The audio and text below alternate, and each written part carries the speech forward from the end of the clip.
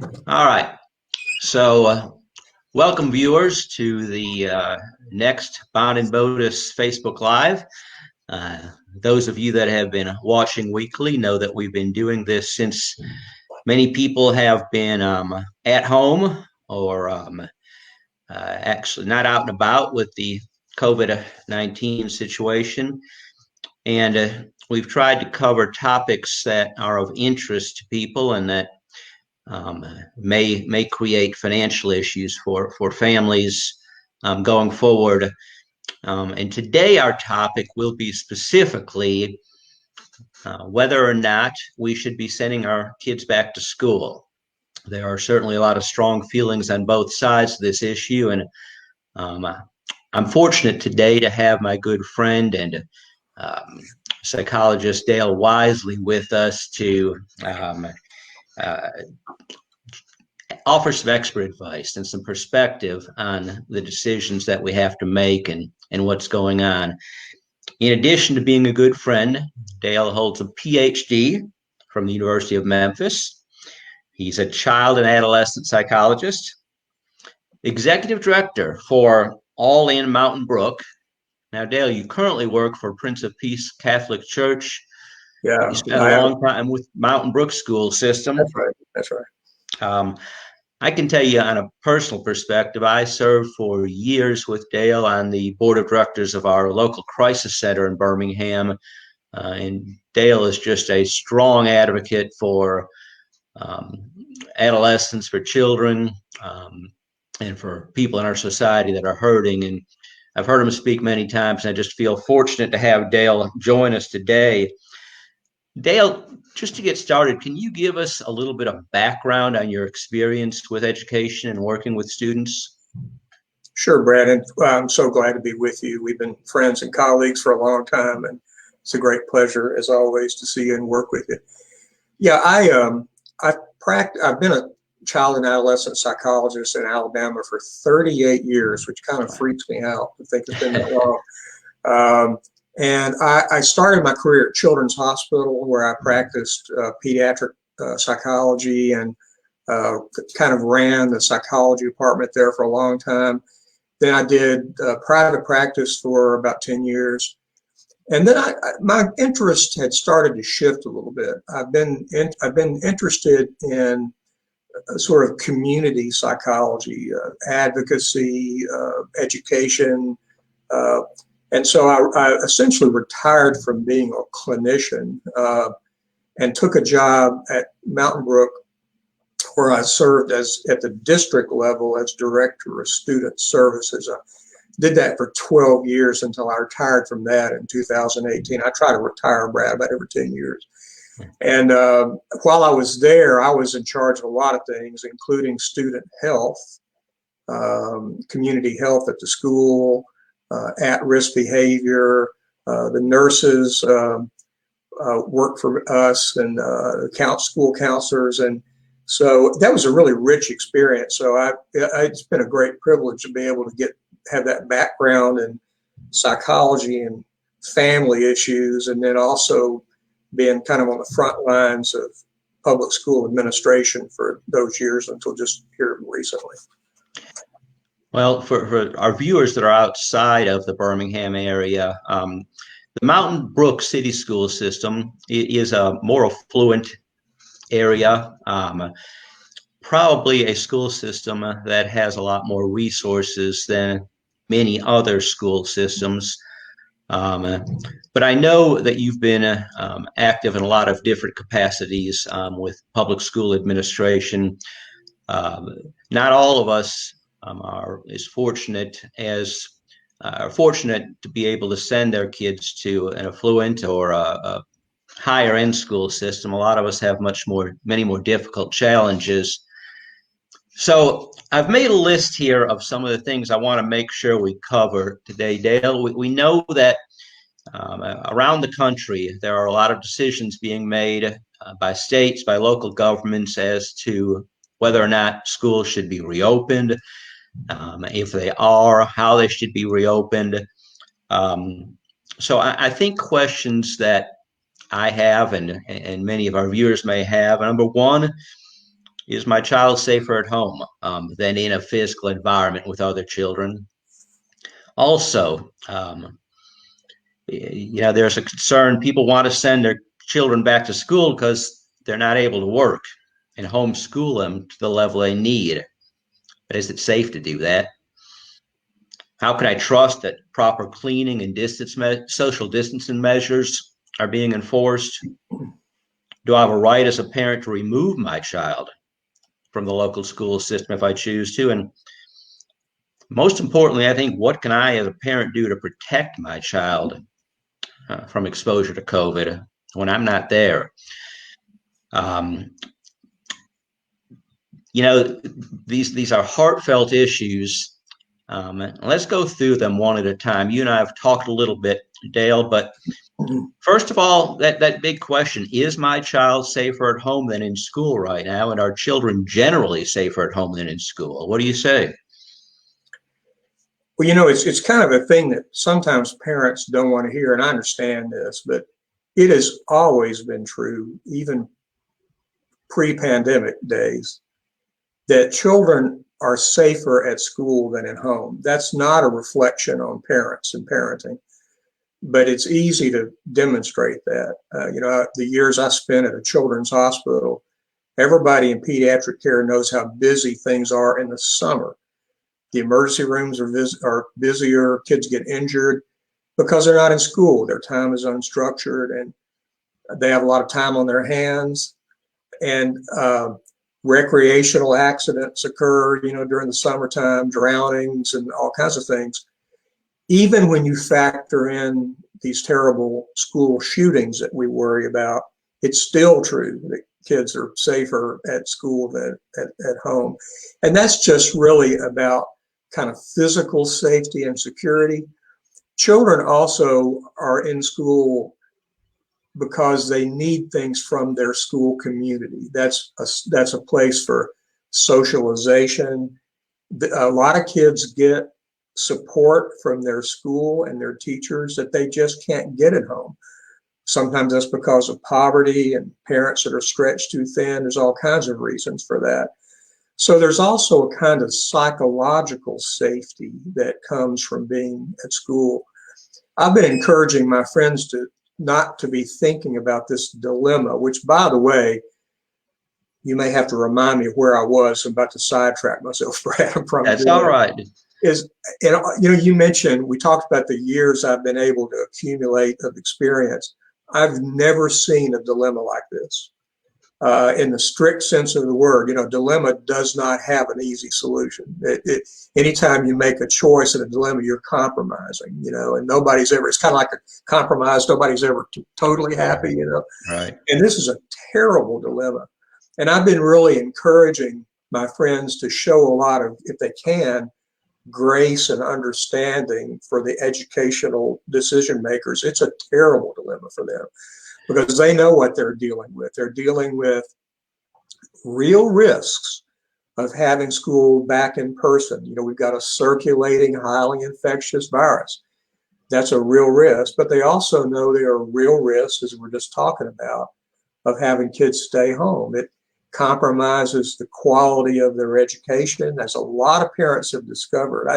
I was talking to one school just recently to prepare for something I'm going to do for them. This happened to be a high school, and they said they were shocked at the last months of last school year, after everything closed down, at how many students just never really engaged in school. Yeah. After that, they just didn't log in. It was just kind of, for some students, just this kind of a lost period there. So I've been saying to people, maybe the best approach is to start by saying, okay, I think I'm going to send my kids to school, and then work backwards. Start thinking about the kinds of things in your own specific family situation that might make that a bad idea for your family. So let's say you're in a multi-generational family. You're in a family where you've got an elderly person living in the home, where you've got other people there health compromised. Then that's a different consideration for families in terms of worries that kids will bring home the virus. So it's, we all know this. I hate to use the cliche, but this is about as far from a one size fits all thing as we can get. But I'm recommending to people start by thinking probably best for me to try to get my kid in school, then start working backwards. You may end up deciding it's not the right thing to do, for at least for now. And then I'll stop talking in a minute, Brad. No. And the other thing is, I think everybody just has to acknowledge that this is however we start this year, it's going to be tentative. Things, again, a circulating virus, I don't think any of us anticipated we'd still be where we are. We'd be where we are with the numbers that we're at, for whatever reason. And so I think by most of us thought maybe things would be starting to get better, and that's just not true. We have to confront that. Dale, you started this by saying that schools as a rule are a safer place for our children than at home. And I know that my children are older now, but for all of us, I think that goes against what we naturally want to believe, that our children are safest with us. And you also said that you've never, in all your years dealing with education, you've never seen a situation like this. I think the closest thing I can think of, on September 11th, 2001, my children were young at that point. They're all out of college now. But my wife and I both made the decision to head up to their school and pick them up and bring them home that day. We just wanted them with us. In retrospect, whether or not that was a good decision, I don't know. Maybe they would have been better with their peers and in the school environment. But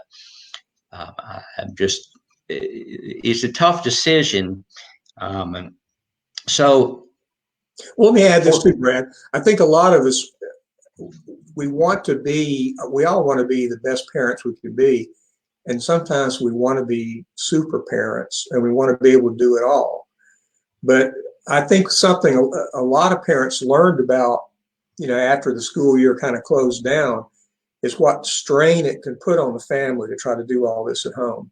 Not to mention, as you and I talked about this earlier before we went live, is that, even to be able to sit down and say, well, do I send my kids to school or do I not, is kind of a privileged place to be. Right. A lot of people just don't have that option. They've got jobs that require them to go to work, And so I think that's something else to consider, is there's no shame in saying, wow, it is incredibly stressful for us to try to do all this at home. Maybe you start to notice that you snap at your kids and, the quality of your relationship kind of deteriorates because you're trying to be both a parent and a teacher. And, that the quality of that relationship is not trivial. That's something to factor in. If you think about, wow, it's going to be a lot of fussing and fighting and carrying on and trying to get my kids to do things, being frustrated, that's another factor in this. That has a real potential impact on family, on your child's development, how everybody feels about each other. So that we want to say, well, I'll just do my best, which is all we can do. But we have to be willing to say, I have my limits. I can't, many of us are just not trained to be teachers. Right. That was the next question. You segued beautifully. For those parents, just they're trying to work.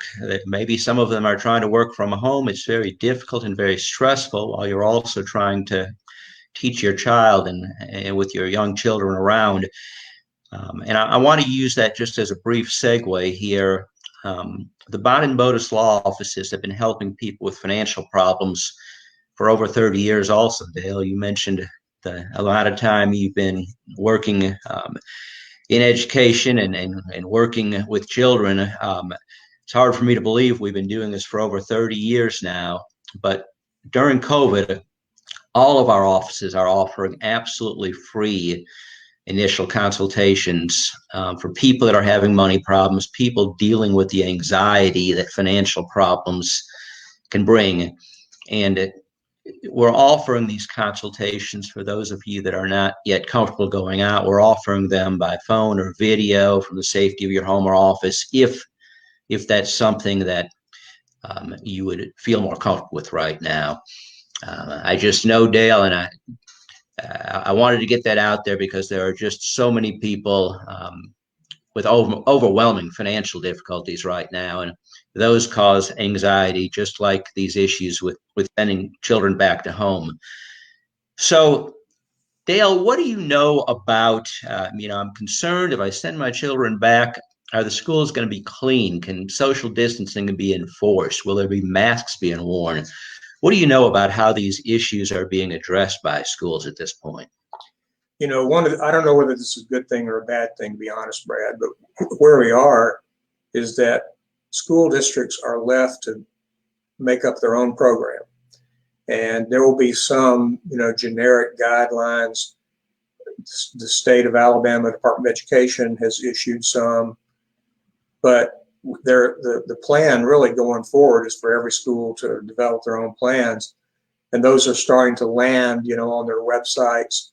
I noticed that my old district, Mountain Brook, posted theirs, I think, today. And so I think the only clear answer to that is that I think all schools are going to do the best they can to reduce the risk of infection. Nobody believes they can eliminate that. That's just an unrealistic expectation. There have been infectious diseases in schools since there have been schools. Granted, this one has some scary elements, but I think this is fair. Somebody can spot me on this. In terms of the risk of illness and mortality to children, this is a low risk phenomenon. This is probably less of a risk to kids than the seasonal flu. And I guess that's true. But there's that concern about faculty and staff, many of whom would be people like me who are older, have some health issues as we get older that make us more liable to get in trouble with the virus. So I think that schools will be doing a lot of cleaning, and schools, that we are hearing on the news, just with all the controversy about masks. Let's say that we all agree that everybody ought to be wearing masks at school. Then we just have to think about the fact that we're talking about children. And children have been known to break the rules in schools since the dawn of education. And so there will be rules and they will get broken. So nobody should be saying, and I don't think anybody is saying to a parent, well, if you send your child to school, there's just no danger of them getting infected or spreading infection. There is going to be that risk. And I don't mean to be glib about this. There have always been, with all the obvious benefits from school, there are always risks. There have always been risks of infectious diseases. There have always been risks of accidents. And schools are human institutions run by human beings and then populated by kids who have been known to make mistakes, And so people who ask questions like, can you have a bunch of 5-year-olds wearing masks all day? And, I would not want to be in the position of trying to enforce that all day. So I think the assumption that people can make is that their school is going to do what they can to reduce the risk, but they can't eliminate it. And I got to say this too, Brad. I mentioned earlier, my hope that people would try to show as much understanding and grace as they can to school districts. These measures that the school districts are going to have to do to reduce infection risk are expensive. And nobody's got the money to give the school districts to do this. I don't know how they're going to do it.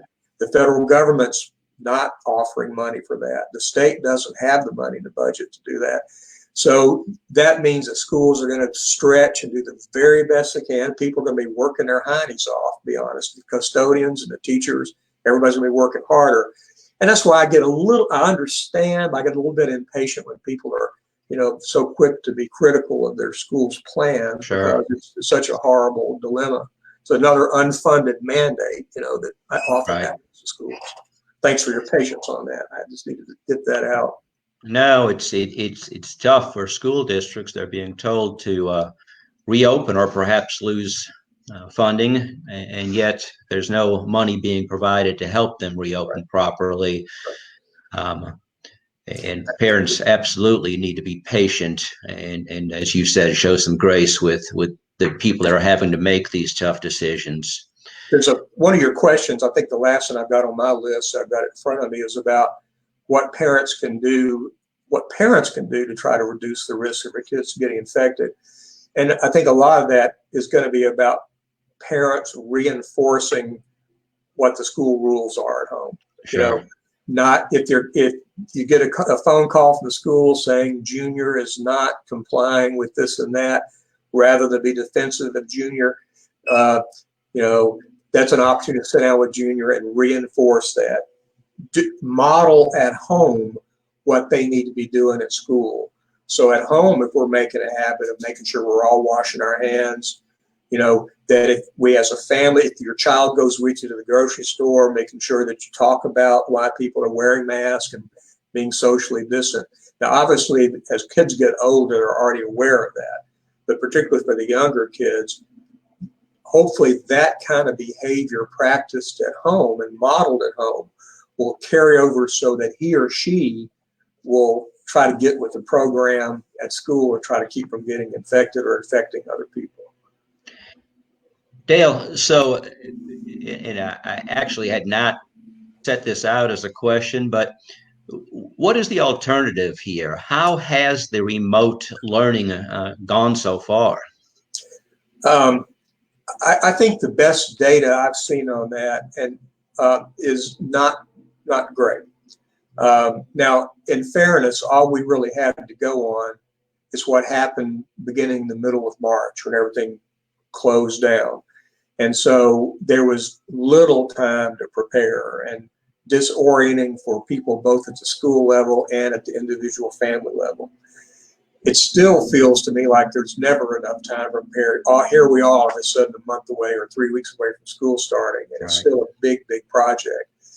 So what seems to be happening in just about every district, at least the ones I'm aware of, is that they're offering options for parents as we start the school year. One would be to have their kids come in live, and they'll do all the precautions we've talked about, try to do social distancing as best they can, and masks and hand washing and hygiene. And then most districts are offering and even private schools are offering some kind of online alternative. And the fortunate thing is there has been some other reasons in play that have caused schools to kind of develop that in recent years anyway. I won't go into all the details, but something that there are more online alternatives that are out there and operating than there were even 3 or 4 years ago. That's been all kinds of things behind that. So that's a good thing, is that there are some products out there that school districts can pick up and then offer to people. But we still have to ask ourselves that other question, go back to that question is, how does this work on the ground for my child? Right. Is my child kind of a natural self-starter? They tend to be pretty motivated on their own. How much supervision do they need? What kind of special services do they need? That's something we've not talked about. But, schools provide all kinds of critical services to disabled children with disabilities. And that's all very confused right now, trying to figure out how that's all going to go forward. That's another category of parents who don't have the same kind of choices the rest of us do, for kids who have particularly significant disabilities. So what are my rights as a parent? And I realize I'm the attorney here, but your experience with public schools, if the school reopens and I'm not comfortable sending my child back to school, am I required by law to do so? So I'll go over quickly what the law has been about this. And this was actually one of my areas of responsibility when I was at the public school system.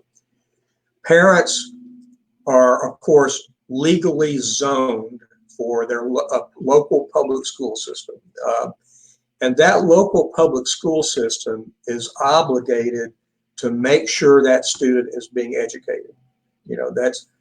That's compulsory education law. So if students, when I was at Mountain Brook, when students who lived in Mountain Brook, school year age, if they were in private school, not enrolled in Mountain Brook, we still had the responsibility of knowing where they were and what they were doing, making sure they were getting appropriate education. So parents have always had the ability to withdraw their kids and then enroll them in an alternative. So the most classic, of course, would be private school. They simply go down to St. So-and-so Right. down the road, Prince of Peace, where we are, other kinds of public schools, or private schools around town. It's always been an option. Then there's always been a homeschooling option. But you cannot just take your kid home and say, I'm going to homeschool. You have to develop a plan. And the plan in Alabama requires, first of all, you would have to do homeschooling through a private school that does that. Okay. Or you'd have to do homeschooling via a certified private tutor. It has to be certified to teach in Alabama. Now, there's an added thing, which is many school districts are going to be offering 100% online programs through the public school system. So your child, turns out I live in Vestavia. If I had children still raising kids, then I would have the option of having my kids be enrolled in Vestavia schools legally, and at Vestavia schools go through a home program. So that's sort of a new addition that's come up through COVID-19. There had been some of that going on before COVID-19, sort of new online options. But now, of course, that's bloomed because of this need. So you do have the option of withdrawing. You can't take your kids to a different public school district unless you move into it. That also means you can't we get this one sometimes, you can't like rent an apartment in another district and never show up there, You have to live there. The child has to lay their head there for you to be in that school. So you can't do that. But you can now, you have those options. Withdraw, go to private school, which is probably going to put you in a similar situation in terms of the virus as being in public school. Maybe it'd be smaller or whatever. Homeschooling via a private school, homeschooling via a private tutor, or homeschooling now via your public school, which is not really homeschooling. It's schooling at home. You're doing the public school curriculum, but you're doing it at home. So right now, that's the option. Well, they're tough decisions for parents. That's for sure. I don't imagine we'll have a lot of truant officers out and about. I was about to say that. Truancy was another one of my areas, and this year I don't see a whole lot of.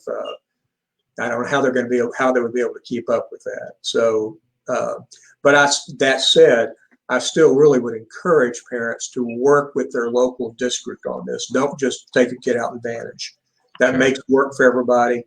The best way to do it is call a school board, say, here's my plan. And sometimes they'll say, please send a letter to the superintendent telling what your plan is, or go online and fill out this form so we'll know where you are and what you're doing. Check in with us again at the end of the year, whatever it is. All school districts have different policies about that. So don't just keep the kid at home. Work with your home school to make sure everybody's on the same plan and they have a record of what's going on. Great advice. I want to take a short break here and just remind our viewers why we're here and what we're doing. I'm Brad Bodis, and I'm with the Bond and Bodis Law Offices. We have offices throughout Alabama, throughout Mississippi, and in the Knoxville area in Tennessee. And for the last 30 plus years, we've been helping people with financial problems. And certainly there are going to be a lot of people, unfortunately, in the upcoming months with financial problems.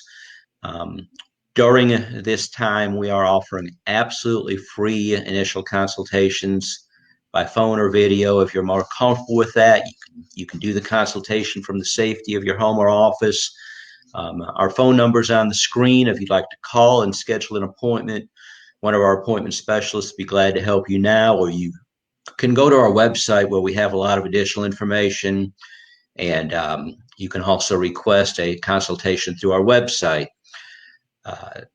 We're here today with my good friend and expert, Dale Wisely, who's a child and adolescent psychologist with a lot of experience working within both public and now private school systems. And we're trying to provide some guidance and answer questions for parents that are, over the next couple of weeks, going to have to be determining what they want to do. Do they want to send their children back to school? Are there other available options?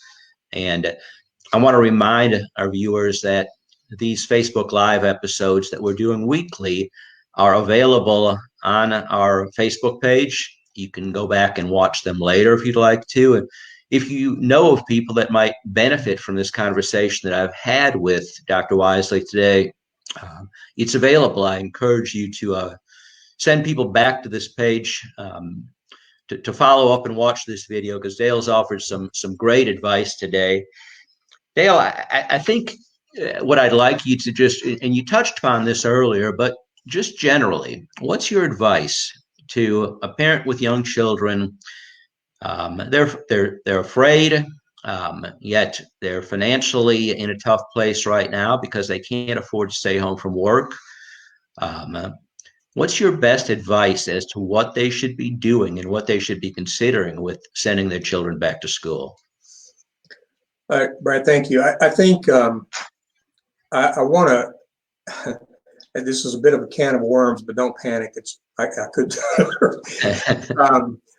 I would just beg that parents, like the rest of us, try to get their information from credible sources. And I know now, there's so many ways we're polarized, and maybe people differ on what constitutes a credible source. But there is just so much misinformation.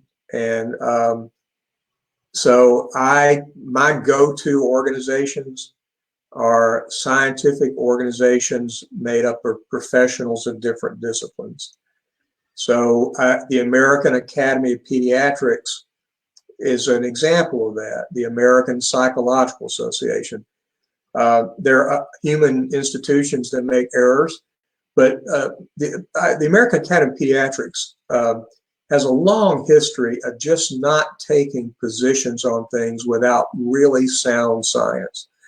And so, they have been encouraging the concept of trying to get kids back in school. And then I look a lot at the American Academy of Child Psychiatry. There are others, and they have tremendous resources out there. And so we all have to be a little bit careful these days about discerning, good information and not.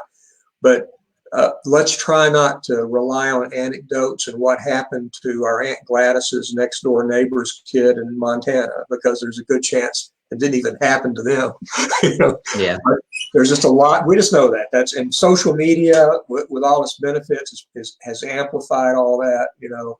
So try to rely on the best information you can gather from credible sources. And then I think, as you go through this decision process, and I just reinforce something I said earlier, try not to polarize your thinking this way. They're safe at home. That's the best place for them. They're in danger at school. As we talked about earlier, it's like, that whole risk-benefit analysis that we run.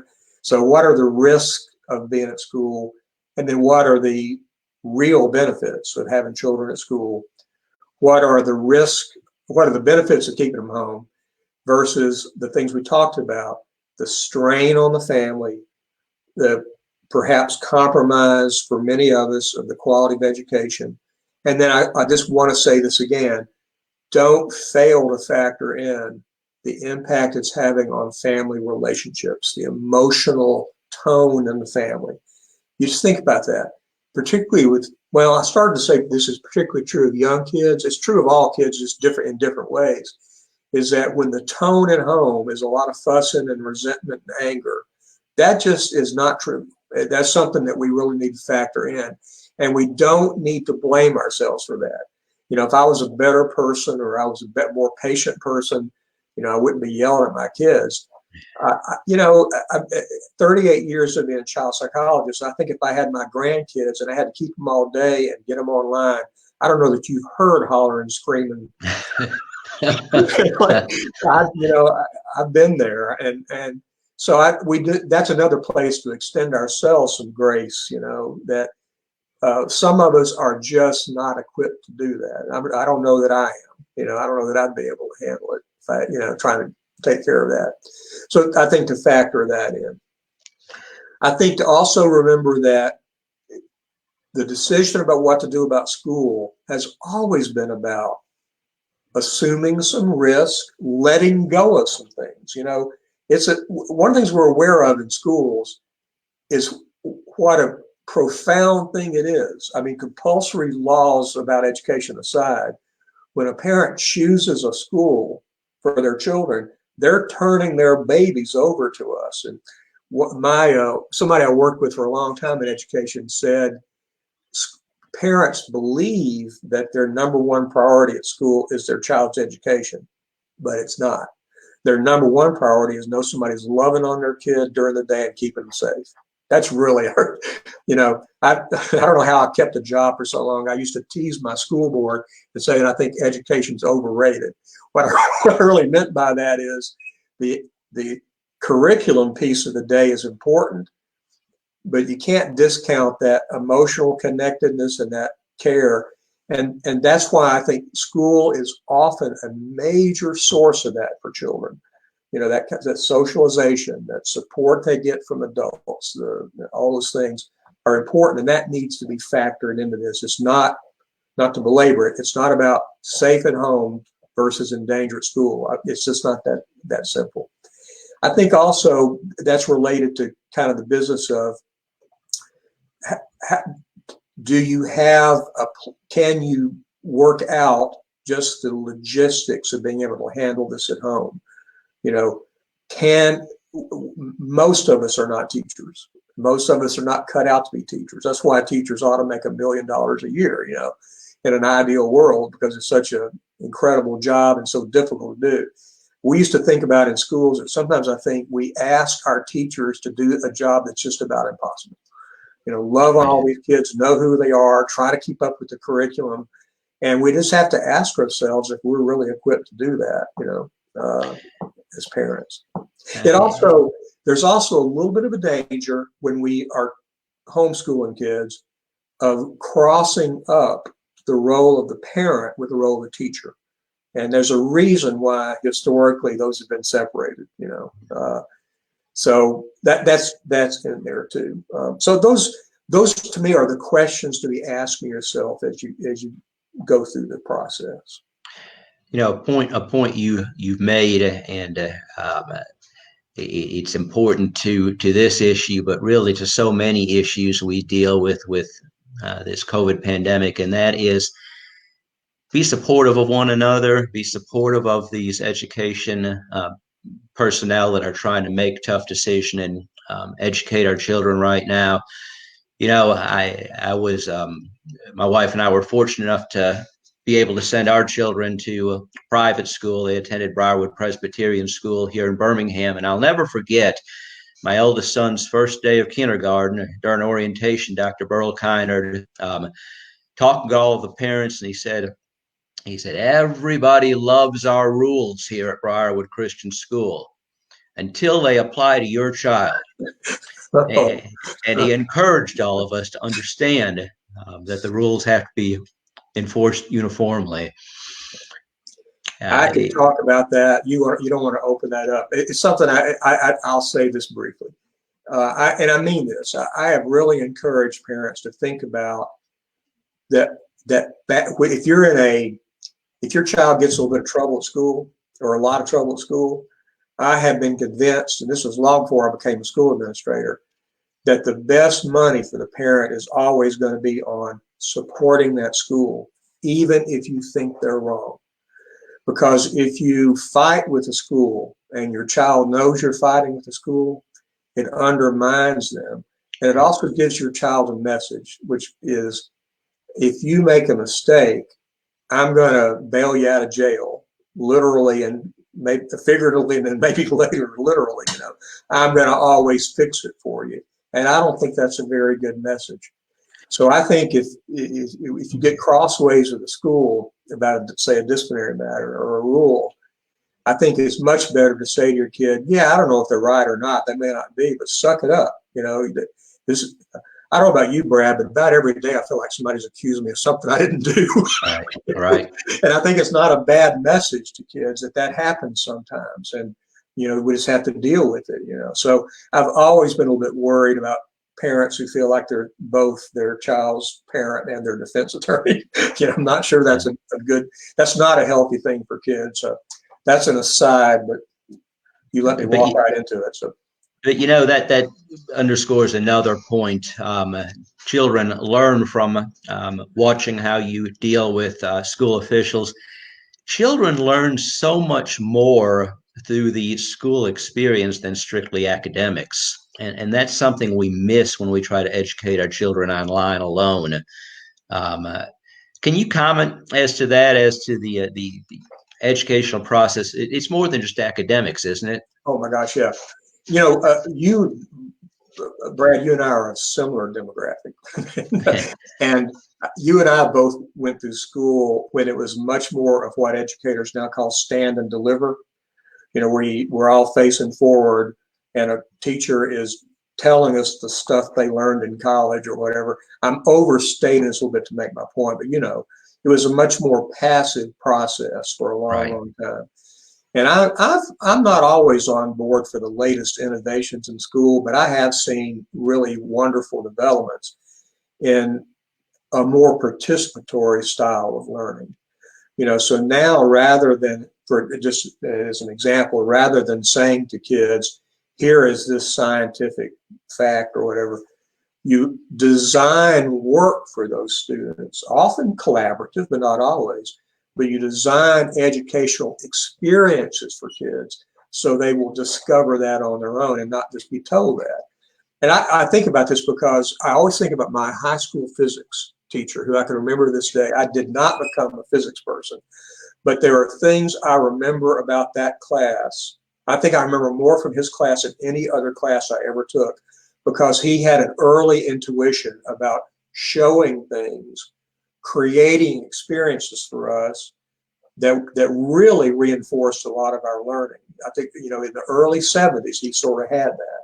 And now that's what's happening. So that's part of the difficulty, is we just have to know that if we're at home trying to teach our kids that piece, that kind of experience of working in groups, interacting with our peers, which is a huge part now of education, kind of gets lost to us. Now, that said, if a parent realizes that and I was having a conversation with my own daughter about this, if a parent realizes she's having the same issues, trying to figure out what to do, and we were talking about if she ends up needing to have the kids at home, that one thing she's going to work very hard to do is to build for them some kind of community. So it might be a few families that are working together that, have all made the same decision, maybe to stay out for a while or whatever. And so I think parents need to be particularly sensitive to the idea of really doing the hard work of trying to keep their kids socialized and interacting. Interacting with peers is not just playing. That's the laboratory through which we learn how to be civilized people and good citizens. It's the way we learn to be good spouses, being around kids and working that out through trial and error. So I do think every plan parents have, to the extent they can, I'm always sensitive to parents who have so much to do, and not a lot of resources, but to the extent they can, you'd be thinking about how to keep their kids interacting with their peers. Dale, you touched upon this earlier. We have a question. I realize you're not a medical doctor, but somebody says, children really, if they get this illness, if they're infected by COVID, they're really not having the same type medical issues older people have. So why is this a concern for sending our children back to school? And of course, like any other illness, the risk to children is not zero, but it's very, very low. And again, I think that's why I think it's fair to say that in a given year, just the flu that would circulate in school would be a greater risk for our kids than this. I think that's fair. The concern has been, and a lot of parents, frankly, are making their decisions. I think that's what they're thinking. They're thinking, how do I keep my child safe? That may not be the real issue here. The real issue may end up being how having school open is going to contribute to the circulation of the virus to people who are vulnerable. So does a child, like I have 3 grandkids locally, And I'm a little bit, my wife and I are both of the age. I'm fat, got type 2 diabetes. So I've got, and a history of a couple of pneumonias. So I'm a high risk guy. So one thing in the calculus of all this for my family is if my grandkids go back to school, what extra precautions will I have to take, that we all have to take, so that I don't get exposed? So they could easily get infected and then bring the virus to their homes.